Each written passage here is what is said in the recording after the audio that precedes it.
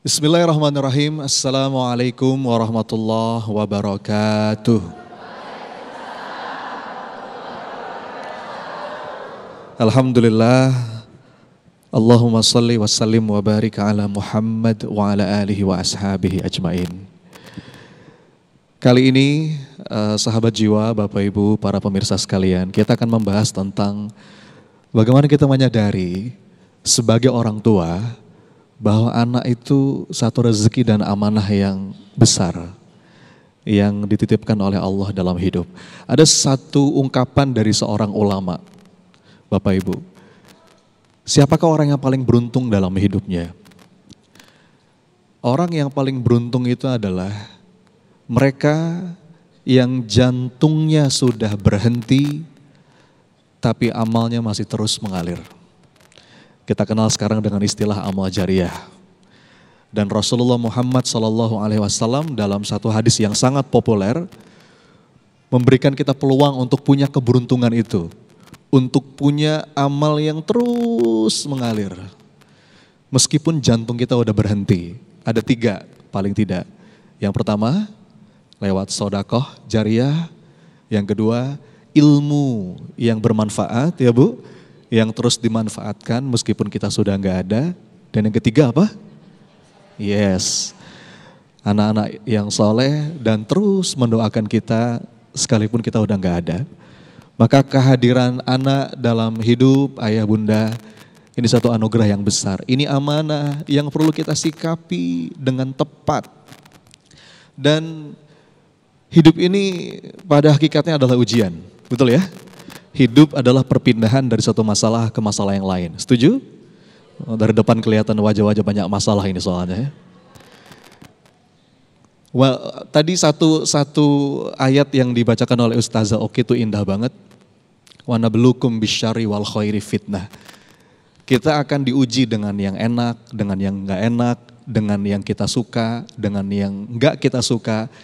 Pada hakikatnya semua itu ujian, dan sikap terbaik seorang hamba itu adalah mengkonversi setiap ujian menjadi amal soleh. Bagaimana Allah hadirkan anak bisa kita konversi jadi amal soleh. Dan supaya kita punya sikap yang tepat terhadap amanah yang Allah titipkan, memang kita butuh jadi orang tua yang lapang dada, Bapak Ibu.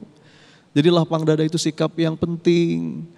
Lapang dada itu mengundang banyak sekali kebaikan, keberkahan, dan curahan rahmat dari Allah.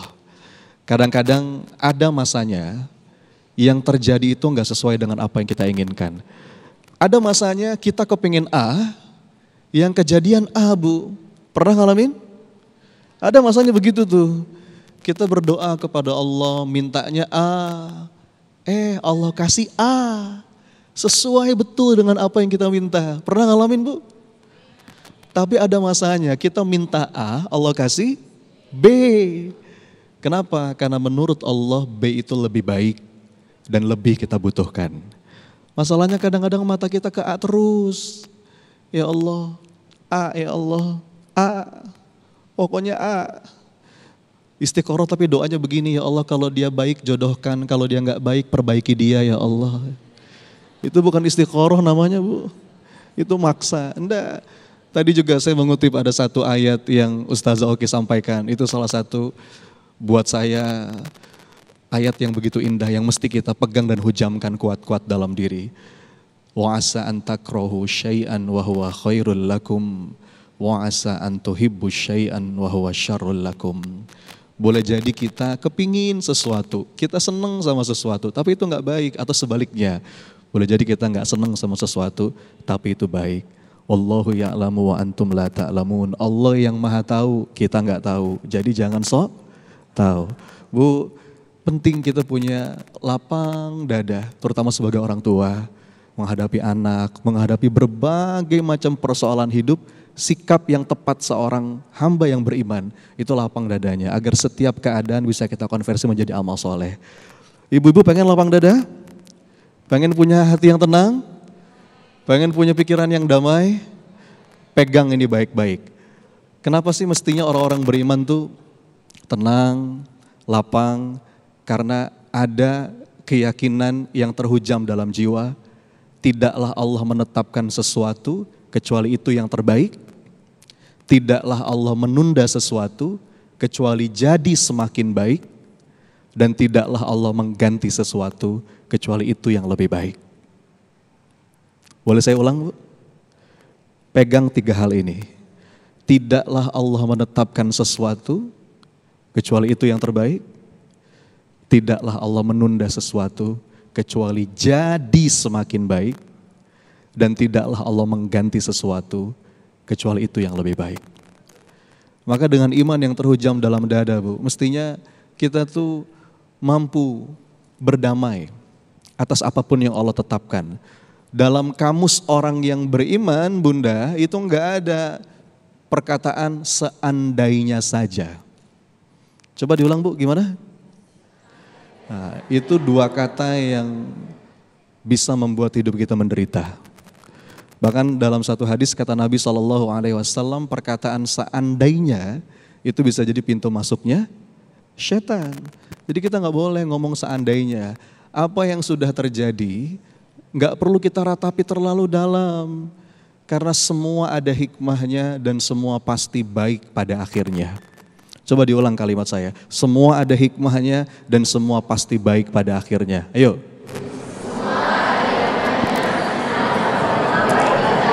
Ya. Jadi kalau kita punya dada yang lapang, jiwa yang tenang, iman yang terhujam, kita sebagai orang tua khususnya ya, bisa memperlakukan apapun amanah yang Allah kirim dalam hidup kita dengan sikap yang tepat. Dan semua itu tidak kita jadikan beban, tapi bisa kita konversi menjadi amal soleh. Nah, mudah-mudahan kita berdoa kepada Allah ya Bu, Pak, kita bisa menjadi orang tua yang lapang dadanya, tenang jiwanya. Allahu a'lam bishawab. Assalamualaikum warahmatullahi wabarakatuh. Waalaikumsalam warahmatullahi wabarakatuh.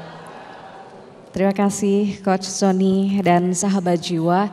Kelahiran anak memang merupakan anugerah dari Allah. Anak tidak memilih untuk dilahirkan ke dunia, melainkan semua adalah kehendak dari Allah dan Allah memberikan amanah kepada orang tua pilihan. Namun sahabat jiwa, sayangnya masih ada di luar sana orang tua yang tidak amanah ketika Allah menitipkan seorang anak kepada mereka. Seperti yang dialami oleh tamu inspiratif kita yang kedua kali ini, sahabat jiwa, ia merupakan seorang anak yang terlahir ke dunia, namun kehadirannya diabaikan oleh orang tuanya. Namun kini ia sudah tumbuh menjadi perempuan solihah yang cantik dan juga berprestasi. Kita panggil tamu kita yang kedua, ialah Mbak Niatus Solihah. Assalamualaikum. Waalaikumsalam warahmatullahi wabarakatuh. Mbak Nia cantik sekali, bagaimana kabarnya Mbak? Alhamdulillah baik. Baik ya Mbak ya, Masya Allah. Mbak Nia, kalau boleh tahu sekarang kesibukannya apa nih Mbak Nia? Sekarang mengerjakan skripsi. Mengerjakan skripsi ya? Oke, mengerjakan skripsi, dan saya dengar juga sekarang Mbak Nia ini lagi akan ada proyek film ya? Silahkan boleh lihat ke kamera Mbak Nia. Iya, dalam waktu dekat ini insya Allah saya akan memproduksi film, mohon doanya semoga diberikan kemudahan dan kelancaran. Amin amin ya rabbal alamin. Waduh, keren sekali, inspiratif ya. Nanti kita juga ingin banyak menggali lagi mengenai kehidupan dan juga aktivitas maupun prestasi dari Mbak Niatus Solihah. Namun jangan kemana-mana sahabat jiwa, program Renungan Jiwa yang dipersembahkan oleh Sarung Wadibor. Tentu sarung kita akan jeda terlebih dahulu, kami akan kembali usai jeda berikut ini.